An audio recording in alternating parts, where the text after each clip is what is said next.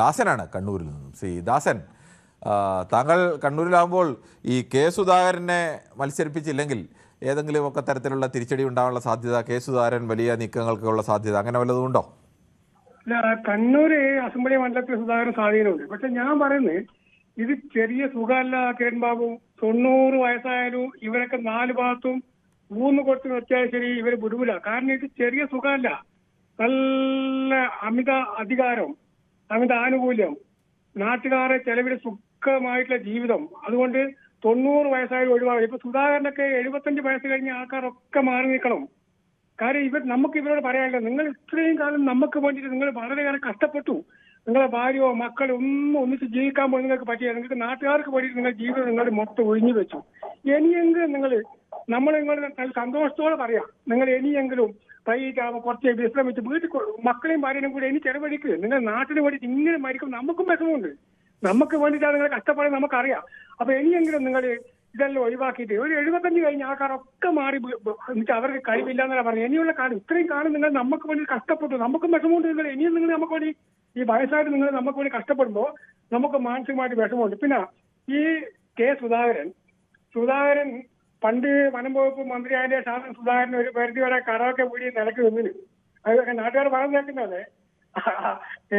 Sudhakaran E P ജയരാജന്റെ വെടിവെപ്പുമായി ബന്ധപ്പെട്ട് വലിയ പൈസ കടത്തിലായിരുന്നു, കേസും കൊണ്ടാവേണ്ടൊക്കെ ആയിട്ട്. ആ വനം വകുപ്പ് മന്ത്രിയായിട്ട് ആ ശമ്പളം കൊണ്ടാണ് പുള്ളി പിടിച്ചു തന്നത്. ആ കണ്ണവം ഫോറസ്റ്റിലെ തേക്ക് മുഴുവനും അന്നത്തെ കാലത്ത് സുധാകരൻ പറ്റിയെന്നല്ല പറയുന്നത്. അന്നൊക്കെ നമ്മുടെ നാട്ടിൽ ചർച്ച ചെയ്യുന്നത് കണ്ണവം ഫോറസ്റ്റ് ഭയങ്കരമായ ഫോറസ്റ്റാ.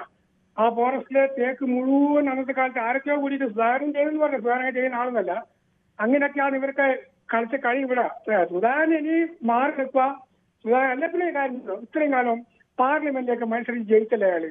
ആ പാർലമെന്റ് അടുത്ത ഇലക്ഷന് വേണ്ടിയിട്ട് പൈസ കെട്ടിവെക്കുക. എന്നിട്ട് പറയാം അന്തസ്സായിട്ട് ഞാൻ MP സ്ഥാനം രാജിവെക്കുന്നത്. എന്നിട്ട് മത്സരിക്കട്ടെ. അല്ലാണ്ട് പാർലമെന്റിലേക്ക് കഴിഞ്ഞ മാസമാണ് ഇവർ ജയിപ്പിച്ചത്. അതിന് വീണ്ടും ഇത് 25 ലക്ഷം കൊടുത്ത ഓരോ പാർലമെന്റ് മെമ്പർക്ക് ചെലവാക്കുന്ന തുക. എന്നിട്ട് വീണ്ടും ഒരു ഉളുപ്പൂരാണ്ട് രാജിവെക്കട്ടെ.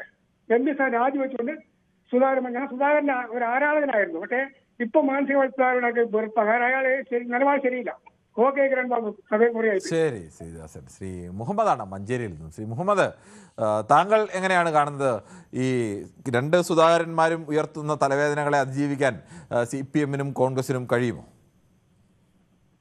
നമസ്കാരം സാറേ. പിന്നെ ഈ കെ സുധാകരൻ ഇപ്പോൾ MP അല്ലേ? അതെ.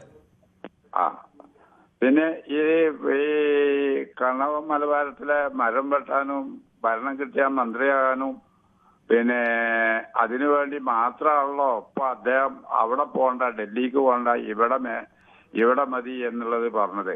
കാരണം ഇവിടെ വലിയ ആളായി നിൽക്കുക. കോൺഗ്രസ്സുകാരുടെ കൂട്ടത്തിൽ വലിയ ആൾ ഇപ്പൊ അയാളാണ്. പൊട്ടുമ്പൊക്കെ പറഞ്ഞാണ് നിൽക്കുന്നത് അയാള്. അപ്പൊ അതിന് പൈസ ഉണ്ടാക്കാനും നല്ലത് ഇവിടെയാണ്. അവിടെ പോയാൽ ഇപ്പോൾ ഒരു MP സ്ഥാനം എന്ന് പറഞ്ഞാൽ അത് ഏറ്റവും വലിയതാണെന്നാണ് നമ്മൾ കണക്കാക്കണേ. എങ്കിലും കൂടി അയാൾക്ക് അത് തോന്നിയിട്ടില്ല. ഇനി അത് പോട്ടെ. പിന്നെ ഇനി ജി സുധാകരന്റെ കഥ പറയാം. ജി സുധാകരൻ സാറ് സഖാവ്, നല്ലൊരു സഖാവാണ്. ഇതുവരെ യാതൊരു അഴിമതി കേസോ മറ്റു കാര്യങ്ങളോ ഒന്നുമില്ല.